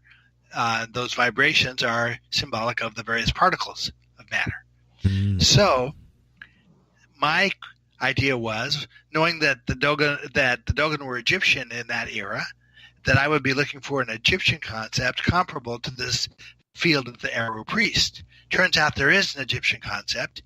It's called, the word for field in the Egyptian language is seket. And so the concept is Seket Eru. But Seket Eru in Egypt is a term for the field of reeds. It's a concept of heaven that the Egyptians had. Now, just as the Dogon deal with this concept on two levels. It's a theoretic concept that relates to cosmology, but it's also an actual real-world agricultural field that they plant and cultivate and harvest. Well, in Egypt, the second era was treated on two levels also. It was a cosmological concept, but it was also supposed to be a real-world locale, and the Egyptians situated it far to the west of Egypt. They aren't specific. The Egyptologists try to tell us that when they say west, they just mean the west bank of the Nile. But this same concept extends forward to Greece, ancient Greece, the concept of the Elysian fields. And the Elysian fields are also treated on two levels. And the Greek writers give us all sorts of details about the geography of where the Elysian fields exist. And it's all Orkney Island geography. It's situated at the far edge of the Western Sea. It's an island. It's an island that is crisscrossed by bodies of water. It's a place of great winds. Pindar even refers to it by the name Okeanos. So there's lots and lots of evidence to say that the Greeks were talking about a real locale here. They were talking about Orkney Island. And part of the book makes that argument through language and a bunch of other methods. There are descriptions of the field of reeds in the Egyptian Book of the Dead, including paintings that show animals and plants that populated the field of reeds, and it's all animals and plants that are indigenous to Orkney Island. That's interesting. Have you ever? I had a guest on named Danny Wilton. Do you know who that is? I know the name, but I'm not familiar with his work. If you ever get time, if you look at his, he's an analyst, and he's analyzed the Orion Nebula and compares it to the Vatican and the Nile, and it's a perfect. Wow. It is a perfect match. I mean, he's put it on graph paper. You know, he relates it to a lot of the mystical paintings and stuff. You know, I'm not doing him justice by talking about it. But when you were talking about the Nile, that would align really well with work of Ed Nightingale, who's a friend of mine, who also relates that same astronomy and constellation references to ground references and to the Vatican also. Actually, this guy is a wood carver who has restored artifacts for the Vatican, so he's very much into the Vatican symbolism also. Though that sounds like a nice fit. He talks about the trapezium inside the nebula and how it's a perfect match to the Nile. You know, the mouth of the Nile, right? The way you look at it, and he's an analyst, and so he really put it on graph paper. And I mean, you'd have to look at his videos. I hate to even say it because I know I'm doing him injustice, but it's amazing. I'll have to look into it. That might lead up to what you're talking about. That there might be something to that. The portal. I'm thinking of, for some reason, a portal in my head between this world and the next. For some reason, I don't know why.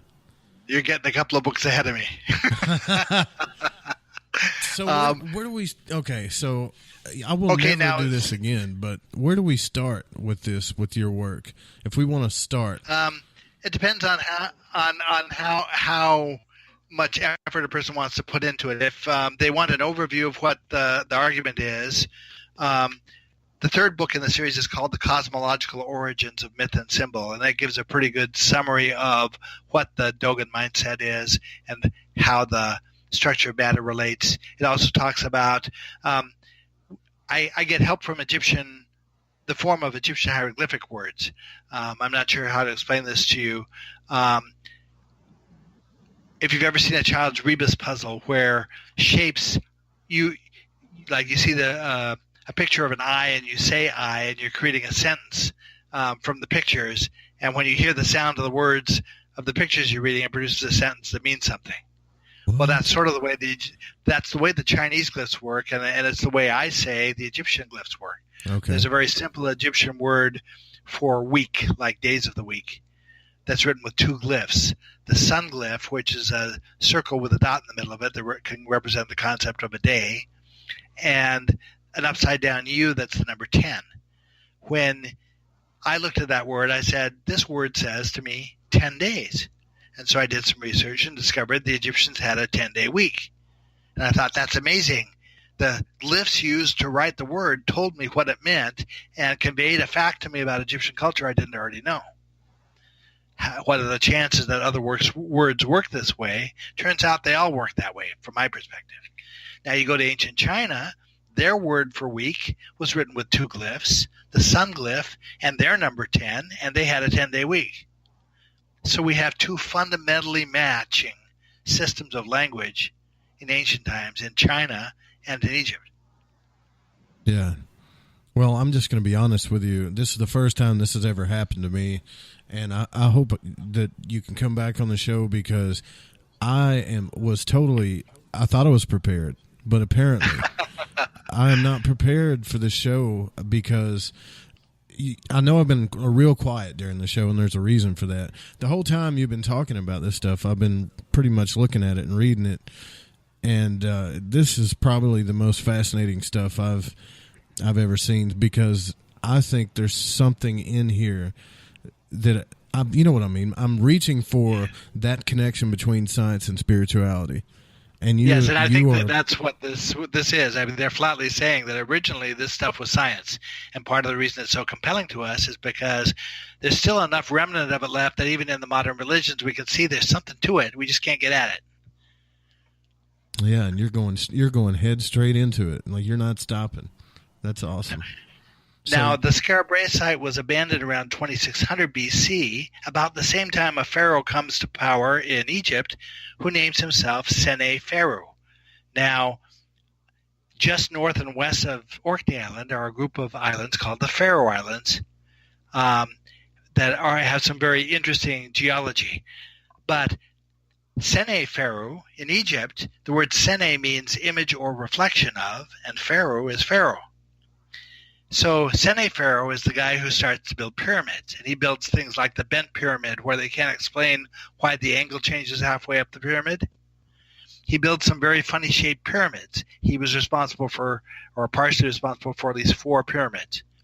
Each of those pyramids takes the same shape as a significant mountain in the Faroe Islands. It's like he was replicating something he was fond of. Huh.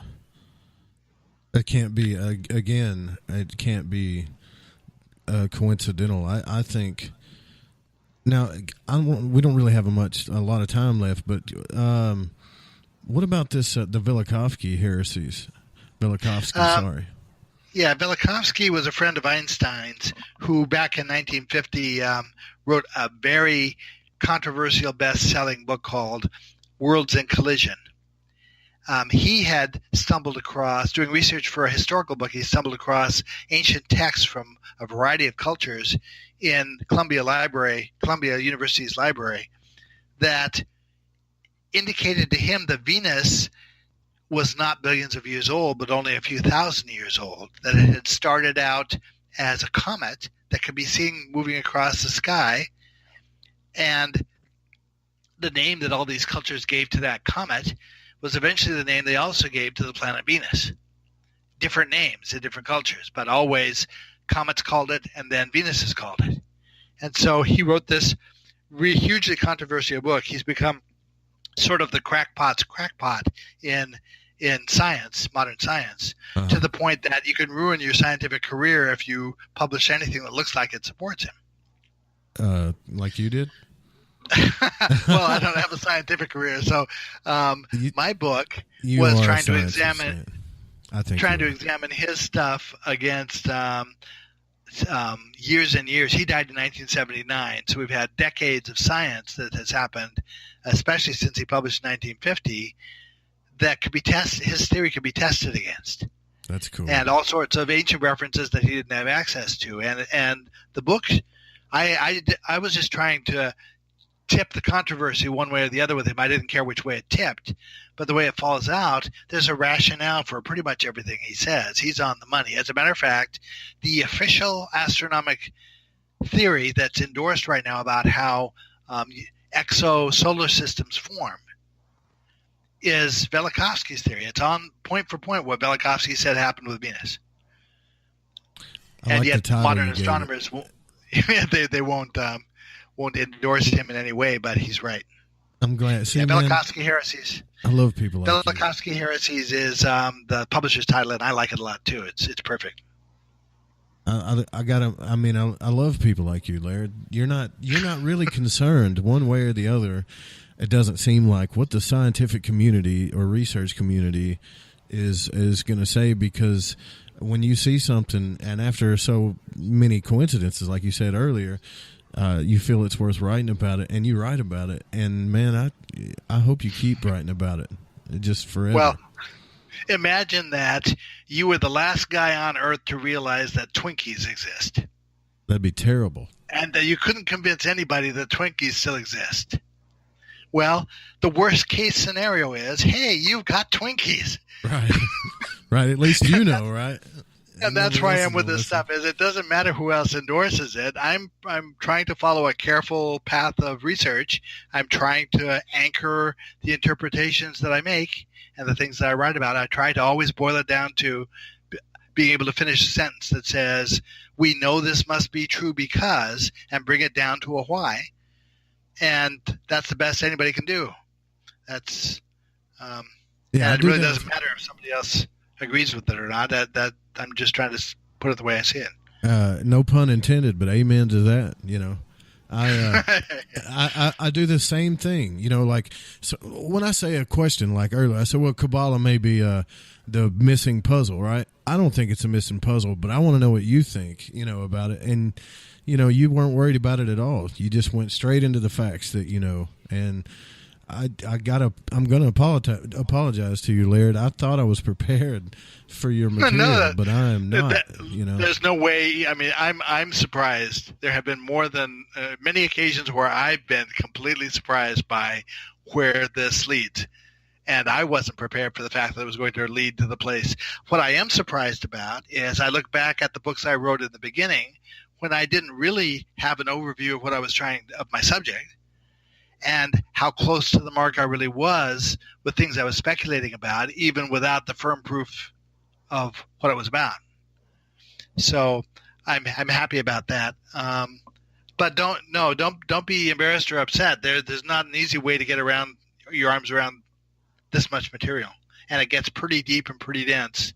Part of my challenge is trying to find a clear way to explain a concept. You know, when I'm talking about a new book, I have to go through sort of a learning curve myself of what's the best way of getting this across to somebody. It gets more complicated as you move along into later books.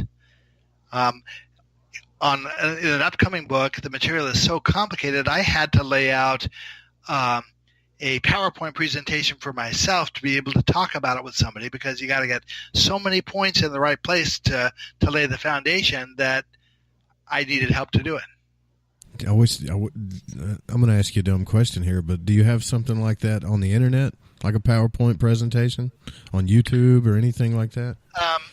Some of my presentation at the ARE, presentations at CPAC in California, Paradigm Symposium. I think the recent presentation I made at Avebury at the Megalithic Odyssey conference is on my Facebook page. Facebook page is a really easy way to find me. I joke that you shouldn't confuse me with all the other Laird Scrantons. Yeah, I don't think that's going to happen. Yeah. But there's a link to that Avebury conference presentation there. And YouTube has a bunch of links. I mean, John Anthony West, his first interview of me is there. I think there have been a couple 100,000 hits on it. Well, you know, he endorsed you heavily. And when I had him on the show, after the show, he told me, he said, you really need to get him on because he's gonna blow your mind. He didn't attempt to explain it to me either. He just said, you know, you want to get your mind blown, this is the guy you need to have on your show, you know. So I'm glad you came out. Well, I'm glad you had me on. And John has always been a big supporter. As I said, I've never known John to be wrong in his perspective about things. You can't go wrong by asking him something. He's right. The guy you want to see Egypt with. Right. Well, you know, I would love to have you back on when you get time. I know you're going to come out with another book, so maybe I can hit you up when that happens, right? Sounds good. And anytime you like, if you end up with an opening some week you want to fill, let me know, and I'd be happy to come on again. Man, next time I'm going to do my research for the. I know I'm not. You don't want me to apologize, but this is the first time this has happened, so I'm kind of stunned a little bit here. It's tough material. It's no problem. Well, there you have it, folks. It was Laird Scranton. It's been awesome. It's been an awesome show. Please stay around next week. We're going to have the Reverend John Polk is going to be on tomorrow night. I will be on Dave Cruz's show, Beyond the Strange. And it's been a blast. Thanks again, Laird, for coming on the show. It's been awesome. Yeah, thanks a lot, Joe. I really appreciate it. No problem. See you guys next week.